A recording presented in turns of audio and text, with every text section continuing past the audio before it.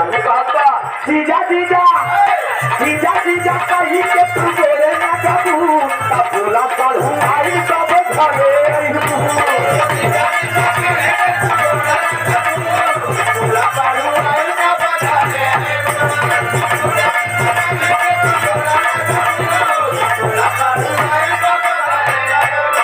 बहुत बहुत शुक्रिया, बहुत बहुत धन्यवाद की गाना पे तीनों जने के। और ये बिरहा बवाली म्यूजिक के प्रोपाइटर भैया हमारे अंकित यादव जी और आंसू म्यूजिक कंपनी के प्रोपाइटर आंसू भाई और प्रयागराज म्यूजिक के प्रोपाइटर हमारे डॉक्टर दिलीप यादव जी। ये 1001 रुपया पुरस्कार बहुत बहुत नमस्ते प्रणाम। चलो कम से कम ज्यादा माल आइए। चलो ठीक है, अब जल्दी चला के बेला मामा सब बिरहा भाई लगवारी यार हो। अरे बिरहा भाई परिवार हो जौनपुर के धरतिया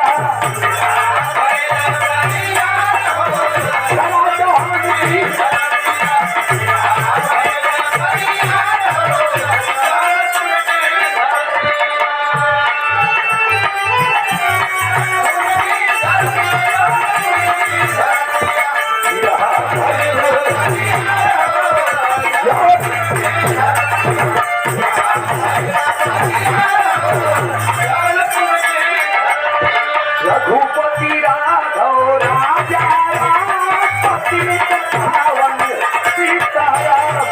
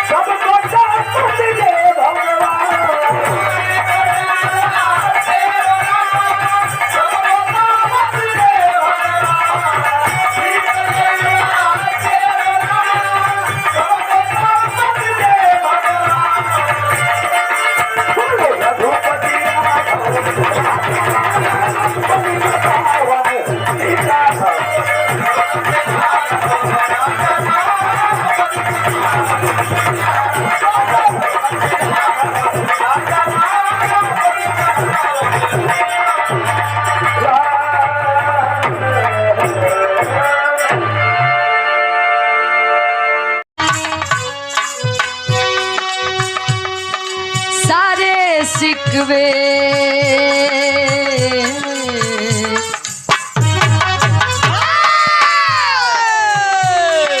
सारे सिकवे गिले भुला के कहो सारे सिकवे गिले भुला के कहो सारे गिले भुला के कहो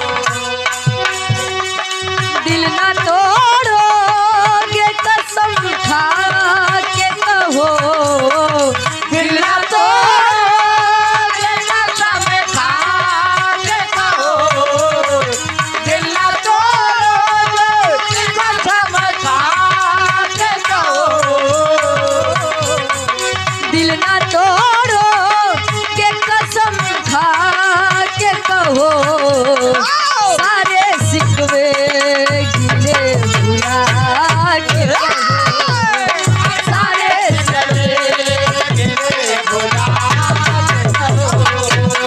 सारे सिकवे गिले भुला। लेकिन भोजपुरी वाले तनी सा बदल रहे का कोनो दिनवा शिकारी हो जरीबू कोनो दिनवा शिकारी हो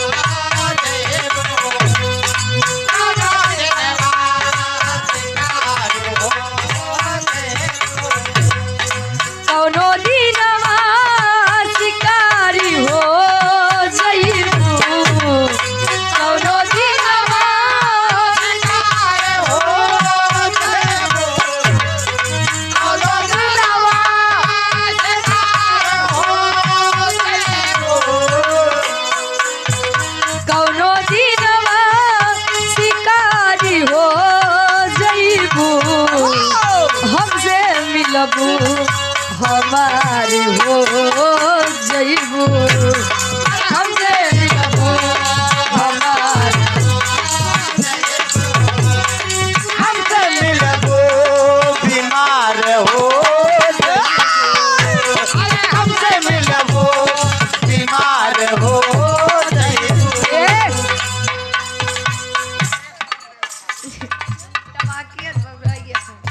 मुकेश पाल आप बेला खास की पावन धरती से 51 रुपए का मान आशीर्वाद हम कहा तई मतलब हमसे मिलबू हमार हो जाइबू तो का सुनात बे हाँ हमसे मिलबू बीमार हो जेबू खतरनाक बीमारी बा हाँ कब आई है वाह मारी ठोकर जमाना जब तो होगा मारी ठोकर जमाना जब तो होगा मारी ठोकर जमाना जब तो होगा मारी ठोकर जमाना जब तो होगा सूरज भैया हमरे गरबा के हारी हो जइबू हमरे गरबा के हारी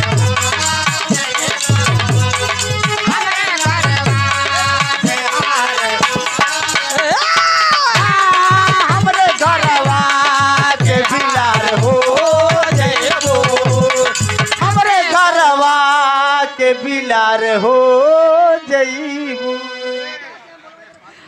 रमेश पाल तेलियरगंज की पावन धरती से 101 रुपए का महान आशीर्वाद हाँ? हाँ यही कहू ना हमारे घरवा के बिलार हो जेबू तब कहे भाई सिकंदरा इनका ले चले पर वाह भाई इनके कान इनके साथ नहीं देत बा उम्र हो तो भाई हाँ हाँ अब बिरहा चला बिरहा पे गौर करिए आप लोग बिरहा के कहानी की शुरुआत यहीं से बा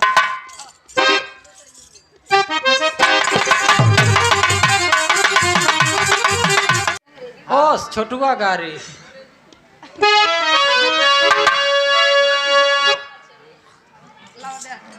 पन्नवा दे बाबा पन्नवा चला आवे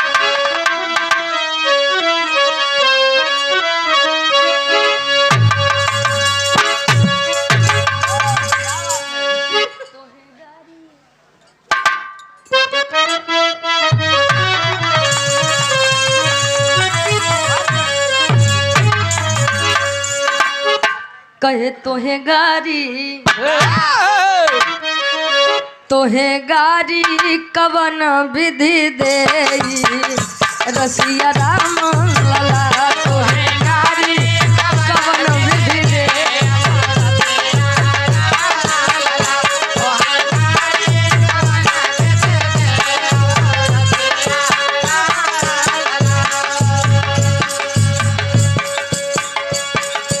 भैया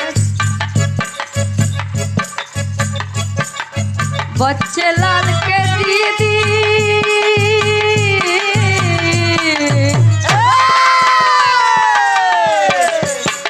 कर दीदी बच्चे लाल के हो पहली गाड़ी बच्चे लाल जी जो का भैया अब सुना यही दुई गाड़ी तो मीठ होत भैया अश्लील नहीं काका रसील वही गाड़ी की बस तनी सो समझिए आप सब हाँ ऑपरेशन हो लेकिन मजे में कहे का बच्चे लाल के दीदी खूब करवा में बच्चे लाल कभी खूब करवा में बच्चे लाल कभी खूब करवा में का करवा में भैया का कहे सखियन से वही सखियन से 16 हो श्रृंगार रसिया राम लला वही सखियन से 16 हो श्रृंगार रसिया राम लला अरे सखियन से 16 हो श्रृंगार रसिया राम लला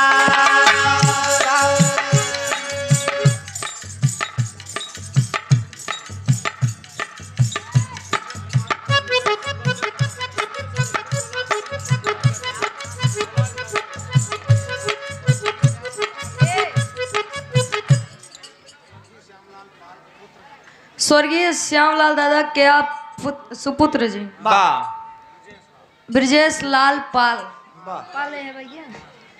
मनारी की पावन धरती से इस भाव को समझते हुए 51 रुपए का महान आशीर्वाद गोड़ छू के पहली बार बिरहा मीडिया प्रभारी आप सम्मानित चाचा जी आदरणीय श्री कमलेश वर्मा जी और आप आदरणीय श्री बबलू प्रजापति जी इच्छा बनारस की पावन धरती से चलकर आए हुए हैं। आप लोग अगर हमारी आवाज सुनते हो तो आप लोग मंच पर आइए, आपका एक बार स्वागत सम्मान हो जाए।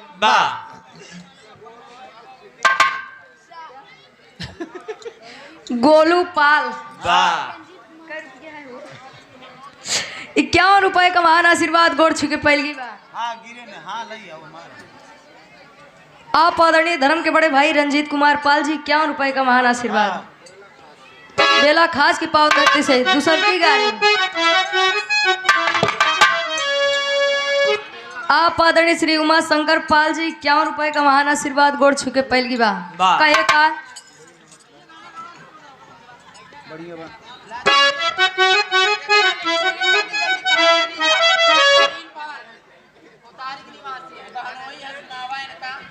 बाबा 51 रुपए का महान आशीर्वाद आप परम सम्मानित धर्म के बड़े भाई आप अच्छा जौन लिस्ट मिले बा अमर बहादुर पाल जी गोड़ छू के पहली बार चला है ए डब्ल्यू दादा राम गुलाब पाल जी स्वर्गीय दादाजी के द्वारा 21 रुपए का महान आशीर्वाद आवाज जगदीश के दीदी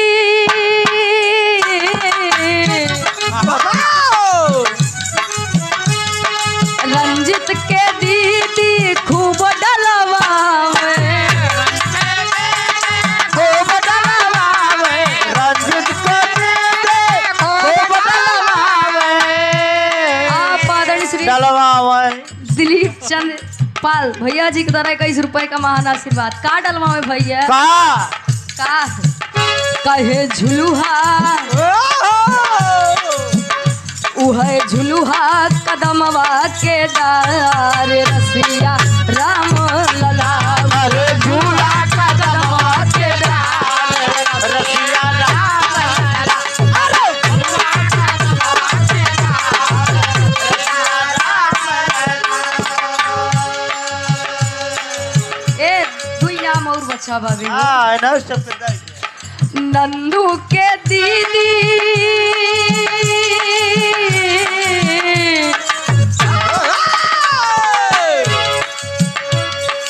दीप चंद के दीदी खूब मिजवा में दीप चंद के दीदी खूब मिजवा में दीप चंद के दीदी खूब मिजवा में दीपू के दीदी खूब मिजवा में काम जवाबत नहीं कहे नाउन से उहलाउन से बुकवा तेल रसिया राम लला नाउन से बुकवा तेल रसिया राम लला अरे नाउन से बुकवा तेल रसिया अरे नाउन से बुकवा तेल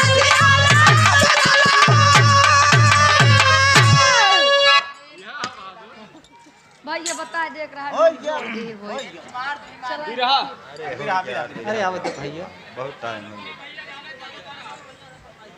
गया बिरागा गरिया जी ना अब काम कमाई बहन कर गरिया जब टेंशन न ले उनका जात गरिया दे अच्छा चलो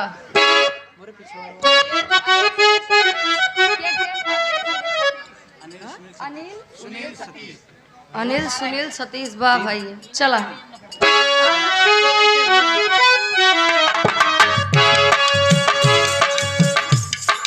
मोरे पीछा वरवाराई चौराई भला मोरे पीछा वरवाराई चौराई भला मोरे पीछा वरवाराई चौराई भला उराई खोट गई अनिल के दीदी उराई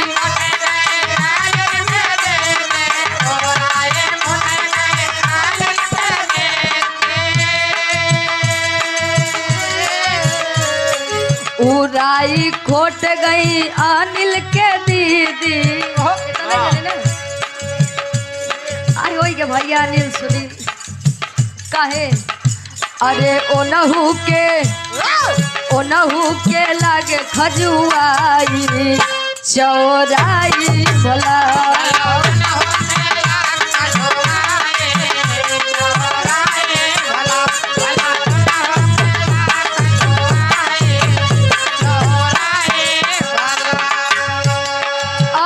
परम आदरणीय श्री महेंद्र के प्रोपराइटर साहब धर्म के आप चाचा जी शशांक प्रजापति जी 101 रुपए का महान आशीर्वाद गोड़ छू के पहली बार वार से बड़ा बढ़िया विराह सुनई के मिला रामायण से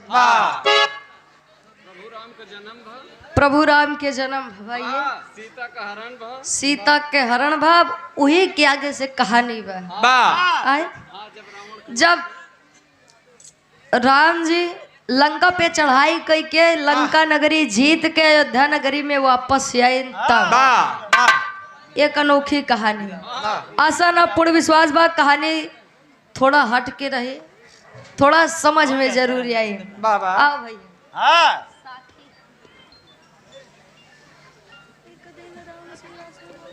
दे दे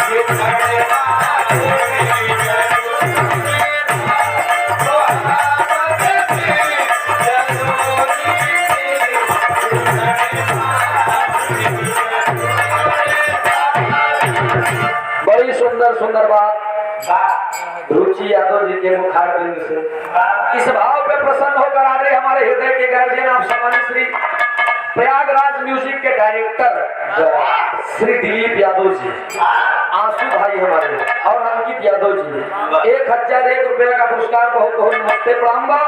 कली नई गीत के फरमाइश बा बोला गोरिया कवन कलाकारी हो गई,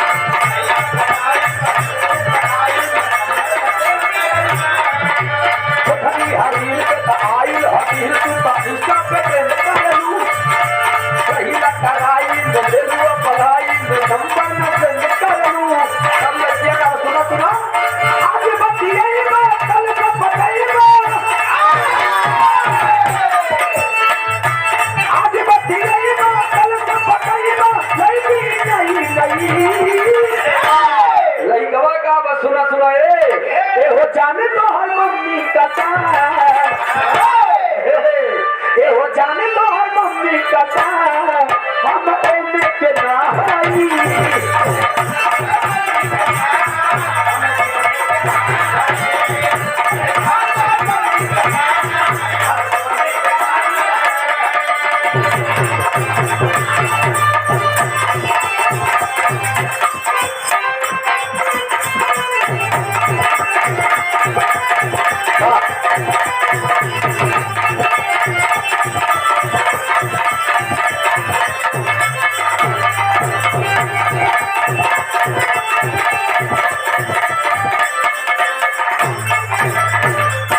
बड़ी अच्छी अच्छी प्रस्तुति आप लोगों ने सुना। चली चला के बेला पर उठान मास्टर एक गाना गा दीजिए, एक गाना गा दीजिए। प्रीतम वाला और अंकित वाला। डेढ़ दिन पे आइल बा। अब मास्टर बने के खेले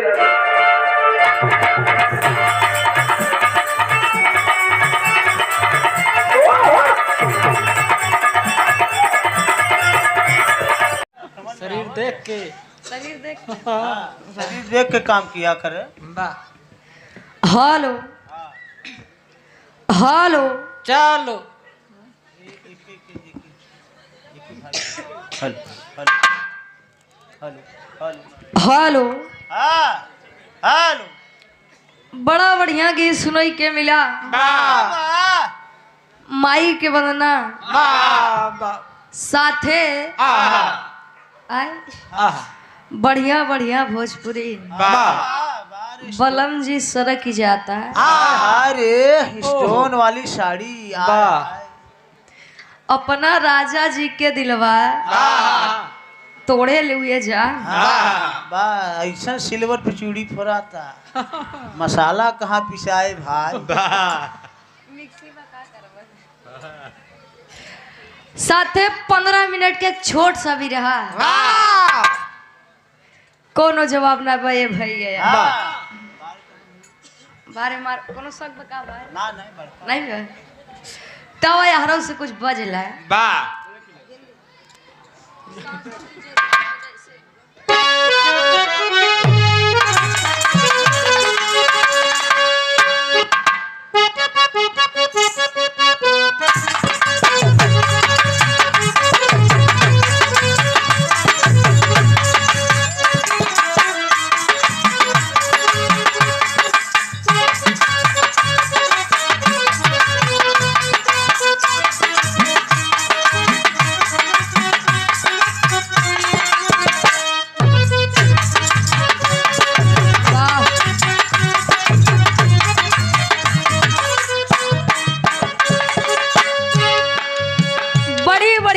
के संकेत करत है। कोनो नायक अपने नायिका से कहे का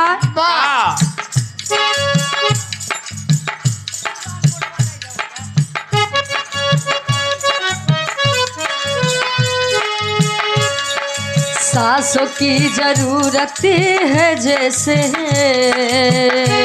अरे वाह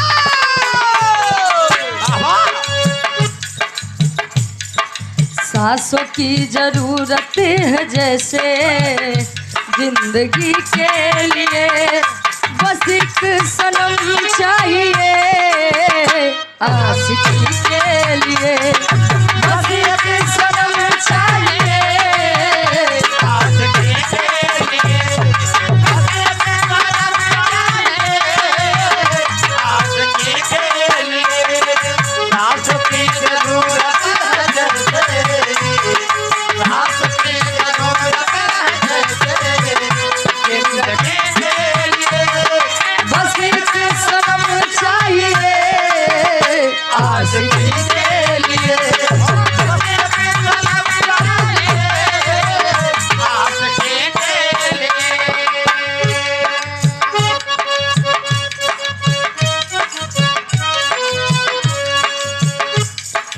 धूप में निकला न करो रूप की रानी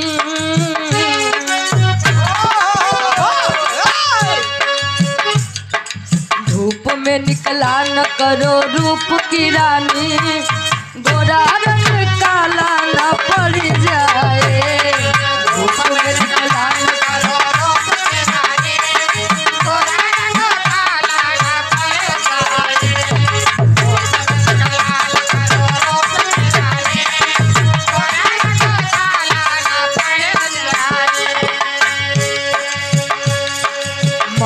मस्त आंखों से छलकाओ न मदिरा,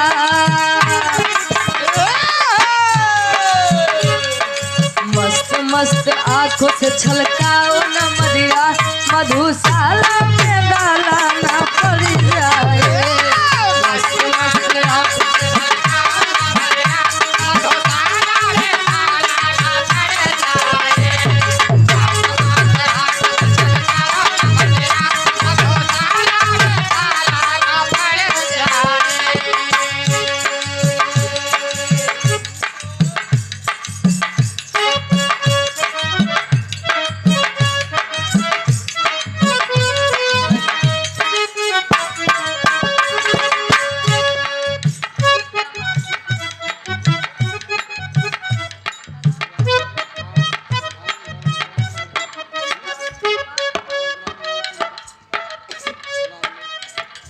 ग्राम प्रधान साहब आप आदरणीय श्री राम नरेश पाल जी, इसी ग्राम के निवासी दादाजी के द्वारा 100 रुपए का महान आशीर्वाद, सुंदर पुष्प पंखुड़ियों में गुथा हुआ हार, आशीर्वाद के चाह रही कि हम बच्चे अपनी कला में कामयाब रहे। कहे का तुम तो धोखेबाज हो, वादा करके भूल जाते हो।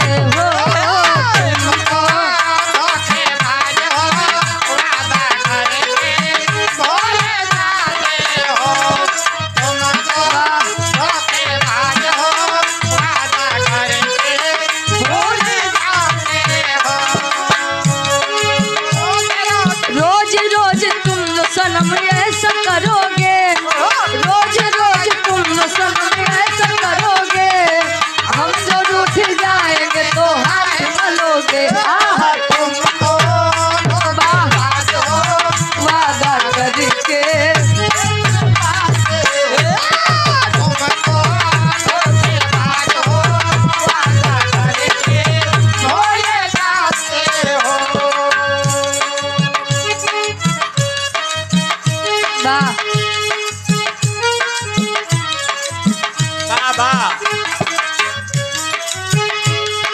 जीता था जिसके लिए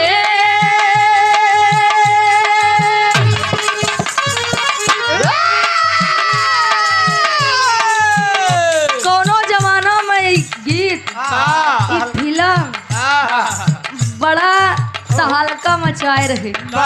सूरज भैया कई रुपये डाले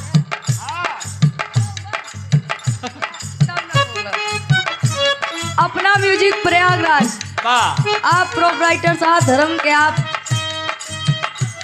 दादाजी ये महेंद्र दादा के द्वारा 51 रुपए का महान आशीर्वाद, इतना चैनल वाले लाग हा भाई अब कहावा ही न करब। हाँ आपसे न घाट टेंशन न ले।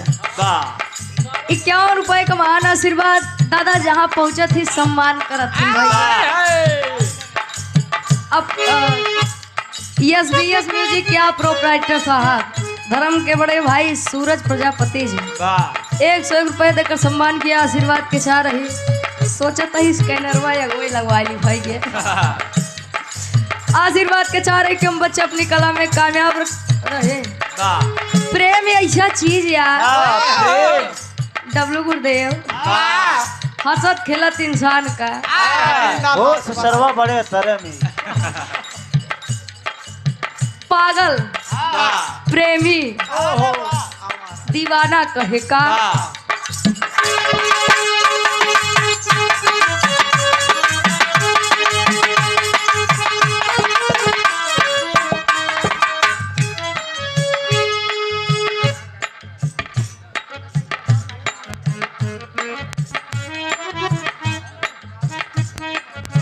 आप आदरणीय श्री राम आश्रय पाल जी क्रेन ऑपरेटर साहब 101 रुपए का महान आशीर्वाद इस भाव को समझते हुए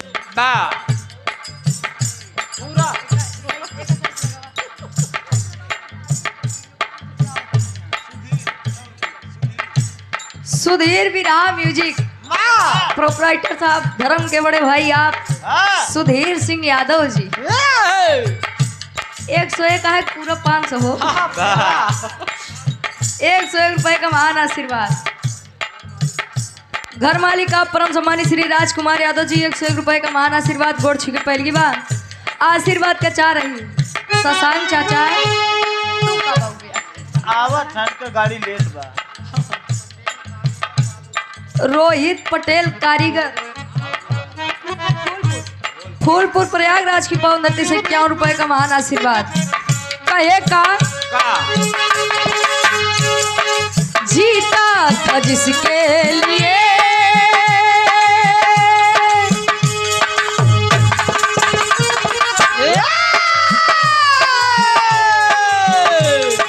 जीता था जिसके लिए मरता था जीता था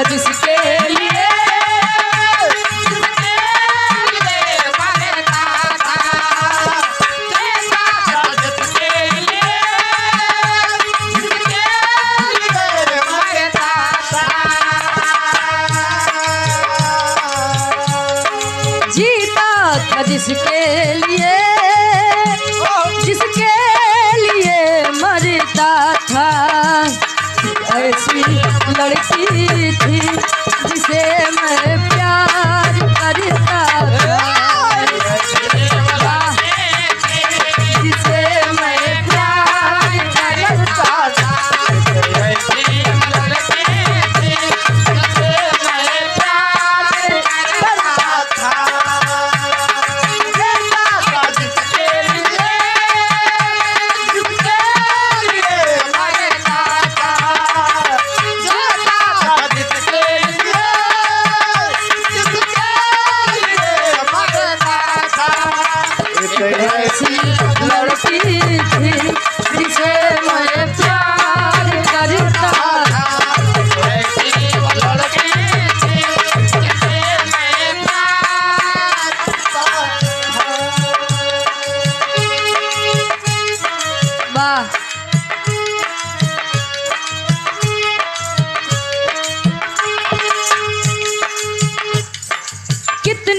मोहब्बत है मेरे दिल में कैसे दिखाऊं उसे कैसे दिखाऊं उसे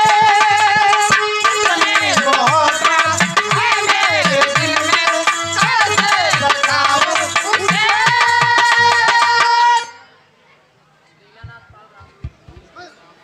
आप आदरणीय श्री दीनानाथ पाल जी रामपुर की पावन धरती से 51 रुपए का महान आशीर्वाद। आप आदरणीय श्री जमुनीपुर की पावन धरती से आप आदरणीय श्री राजकुमार पाल जी आपके बगल के हैं 101 रुपए का महान आशीर्वाद। राम कृपाल पाल बाबू जी के द्वारा है तिवारीपुर 51 रुपए का महान आशीर्वाद। कहाँ तिवारीपुर की पावन धरती से तिवारीपुर पूरा ग्रामवासी प्रसन्न रहे भाई हमेशा सुखी रहे। क्या आप आदरणीय गंगा प्रजापति रामपुर की पावन धरती से बाबूजी के द्वारा 101 रुपए का महान आशीर्वाद। और छुके पहली बात कहे का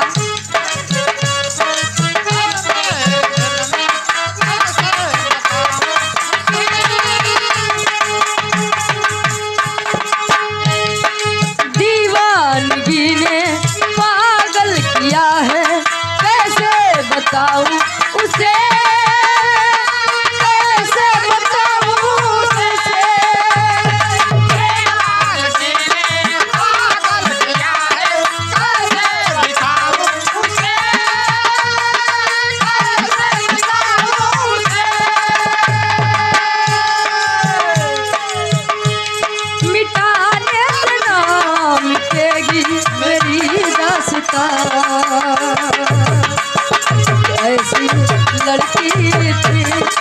ऐसी लड़की थी जिसे मैं प्यार करता था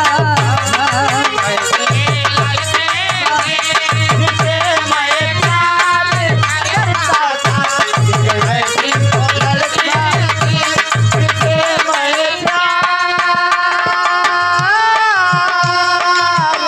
करता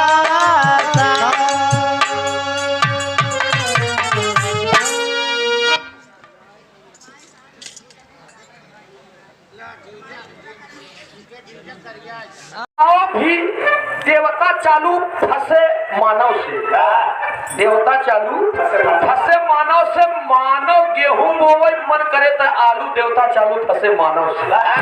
बड़ी अच्छी अच्छी बात आप लोगों ने सुना। एक कैसेट कई ढेरे बहुत पहले, आज तक 200-400 मनाई ज्यादा देखा नहीं है, 7 साल पहले। लेकिन भैया एक ही नई गीतों में बजाई जाए के बाद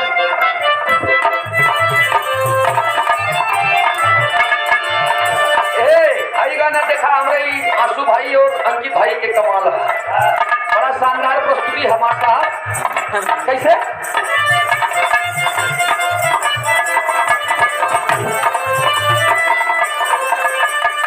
कोनो लड़की और लड़का में पिछड़ा हो बेचारी दूरी दूरी हो गई। लड़किया कहे हम बियाह न करब, लड़कवा कहे हम वो बियाह न करब। 4-6 साल बीता सही महाकुंभ वाले मेलवा में बैराग लगी है। हो ये साधु जोगी बाबा और जो लड़की बा राय बेचारी वो जानता झूठा झूठा ही हुई है। अब एक दिन बाबा जी भीख मांगत चला जाता है। अगावत का रहे तूने गजब रचा भगवान, बाबा जी गावत है तूने गजब रचा भगवान, खिलौना माटी का।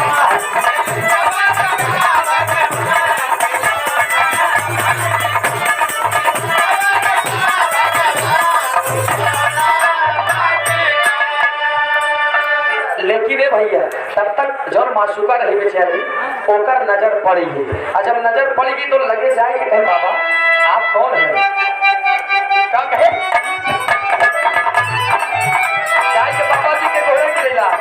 बाबा जी समझ के लिए मेरी मासूका है तो बताना का बाबा बाबा कहीं के तू बोले ना तब बोला ये चलाई सब हाथ लगा बाबा बाबा कहीं के तू बोले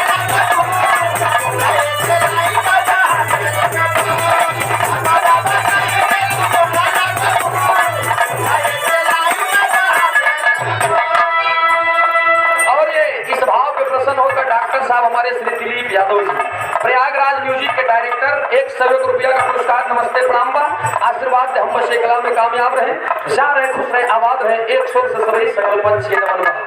खाली 20 मिनट अब आप लोगों से हम समय ले घड़ी के देखा 20 मिनट। लेकिन एक रहस्यमयी बात, बिरहा एक ऐसा बात जौन तरी खोज के लिखल गई बा। अब बिरहा में हमारे कुछ मिली आप लोगन के आशा ने पूर्ण उम्मीद बा। अगर आप लोग मन लगा करके बिरहा को सुनेंगे तो हमारी पेशकश का उम्मीदवार नहीं होगी दोस्त। रामायण महाभारत वेद पुराण बहुत गाए हम इधर, तनी एक चीज ये आए इतिहास से, लेकिन सब एक कही देव हम। लास्ट में मिली का फैसला ये आप लोगों के ऊपर बा। बहुत सुंदर ये हमारे सूरज उर्फ सूर्या प्रजापति भैया हमारे बहुत छोट के यहाँ खाली देखने में छोट लगे घाव करे गंभीर। खाली दिखाई में नान किया देखा में पौआ हिप मजा देखिए भैया। ये 500 रुपया पुरस्कार सुंदर पंखुड़ियों से गुथा हुआ पुष्पोपहार यह हम देखा था कब इनकर दिया हो या थमो नंबर लगाई है। अब ये हम ये बड़ा हम भैया भैया कहते हैं। अब मार साहब एक छोट के बिरहा तरी भूमिका देके आवाज देगी मार साहब। हेलो